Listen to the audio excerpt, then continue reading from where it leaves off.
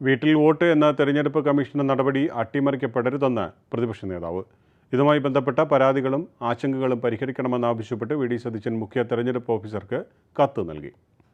Parliament തിരഞ്ഞെടുപ്പിൽ 85 വയസ്സ് പിന്നിട്ട മുതിർന്ന വോട്ടർമാർക്കും ഭിന്നശേഷി വിഭാഗത്തിൽപ്പെട്ടവർക്കും വീടുകളിൽ തന്നെ വോട്ട് രേഖപ്പെടുത്താനുള്ള നടപടിയുമായി ബന്ധപ്പെട്ട പരാതികളും ആശങ്കകളും പരിഹരിക്കണമെന്ന് പ്രതിപക്ഷ നേതാവ് ആവശ്യപ്പെട്ടു.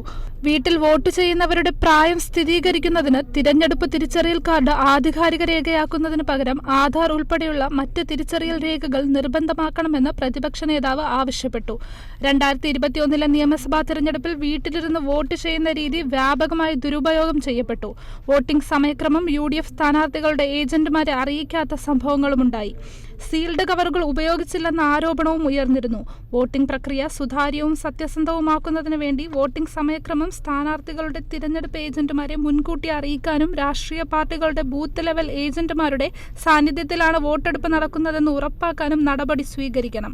സീൽഡ് കവറുകൾക്ക് പകരം തപാൽ വോട്ടുകൾ ബാലറ്റ് പെട്ടികളിൽ തന്നെ സൂക്ഷിക്കാൻ കർശന നിർദ്ദേശം നൽകണമെന്നും പ്രതിപക്ഷ നേതാവ് സഞ്ജയ് കൗൾ IAS നൽകിയ കത്തിൽ ആവശ്യപ്പെട്ടു.